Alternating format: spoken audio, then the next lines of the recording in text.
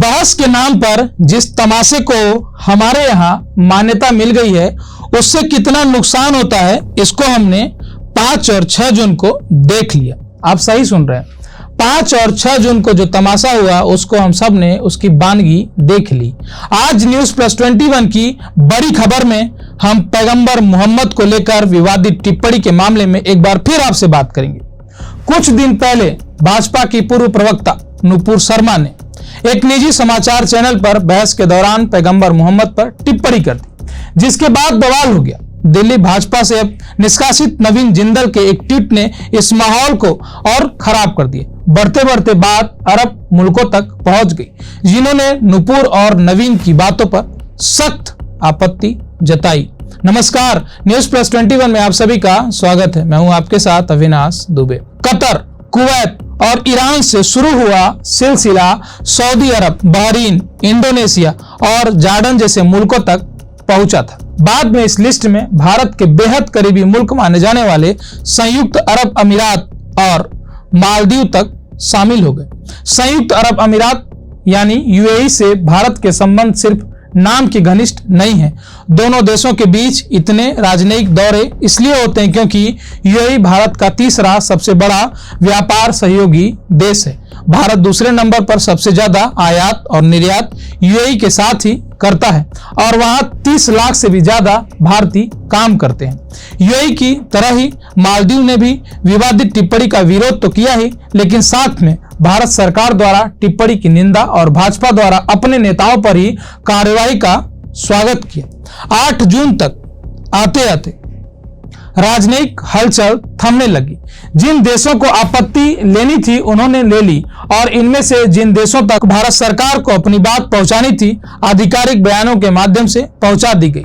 सभी बयानों की सामग्री लगभग वही थी जो सरकार के पहले बयान में थी। विवादित बयान भारत सरकार के नजरिए से मेल नहीं खाते, बयान फ्रिंज के हैं और कार्रवाई हो रही है। भारत की विदेश सेवा ने 2 दिन फायर फाइटिंग में लगाए, अब जाकर इस पर मूल्यांकन का वक्त मिला है कि इस गैर जरूरी विवाद से भारत को असल नुकसान कितना पहुंचा और भारत सरकार ने जो कदम उठाए उनसे कितनी राहत मिली।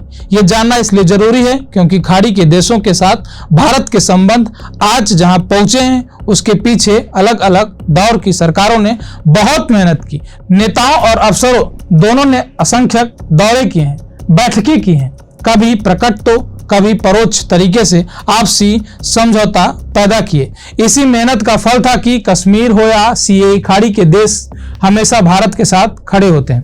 पाकिस्तान ने हमेशा दलील दी कि खाड़ी के देश मुसलमानों के हैं तो उन्हें पाकिस्तान के साथ खड़ा होना चाहिए, लेकिन भारत हर बार कूटनीति के दम पर धर्म की बाधा को लांघने में कामयाब रहा। पैगंबर मोहम्मद पर आपत्तिजनक टिप्पणी के संबंध में नुपुर शर्मा पर देश के अलग अलग हिस्सों में मामले भी दर्ज हुए थे। इनमें से एक एफआईआर भी हुई थी मुंबई के पास स्थित मुंब्रा में। आज मुंब्रा पुलिस ने इस संबंध में नुपुर शर्मा को समन जारी कर दिया। उन्हें 22 जून को बयान दर्ज कराने मुंब्रा पुलिस के सामने पेश होना होगा। एक एफआईआर नुपुर शर्मा ने भी दर्ज कराई। 28 मई को दिल्ली पुलिस की साइबर सेल को दी अपनी शिकायत में नुपुर शर्मा ने दावा किया था कि पैगंबर मोहम्मद को लेकर टिप्पणी के बाद उन्हें जान से मारने की धमकियां मिल रही हैं। नुपुर ने इस आधार पर अपने लिए सुरक्षा की मांग की थी। आज खबर आई कि दिल्ली पुलिस ने नुपुर की तहरीर पर अज्ञात लोगों के खिलाफ मामला दर्ज कर लिया। साथ ही नुपुर और उनके परिवार को सुरक्षा मुहैया करा दी गई है। पुलिस अधिकारियों का कहना है कि नुपुर की पिछली शिकायत पर जांच के दौरान उनकी तरफ से एक और शिकायत प्राप्त हुई है। इसमें उन्होंने कुछ लोगों पर दुश्मनी फैलाने का आरोप लगाया है। इस बाबत भी मामले में धाराएं जोड़ दी गई हैं। टीवी डिबेट के दौरान भड़काऊ भाषण भारत में बहुत आम है। फिर धर्म, संसद या धार्मिक तकरीर के नाम पर दूसरे धर्म को लेकर भड़काऊ बातें न सिर्फ रिकॉर्ड करवाई जाती है बल्कि उनका तबीयत से प्रचार भी किया जाता है। लेकिन नुपुर शर्मा और नवीन जिंदल वाले मामले में बवाल इतना बड़ा हुआ, उसकी 2 बड़ी वजह है। पहली तो यह कि बात सीधे पैगंबर मोहम्मद तक पहुंच गई थी। दूसरी वजह यह थी कि विवादित टिप्पणी पर उस पार्टी के नेताओं की तरफ से आई जिसकी केंद्र में सरकार है। सरकार ने अपने राजनीति से कहलवा तो दिया कि ये फ्रिंज एलिमेंट है, लेकिन झेंप छुपाए नहीं छुप रही थी। आगे ऐसा न हो इसके लिए भाजपा ने निलंबन और निष्कासन से आगे जाकर भी कुछ कदम उठाए हैं।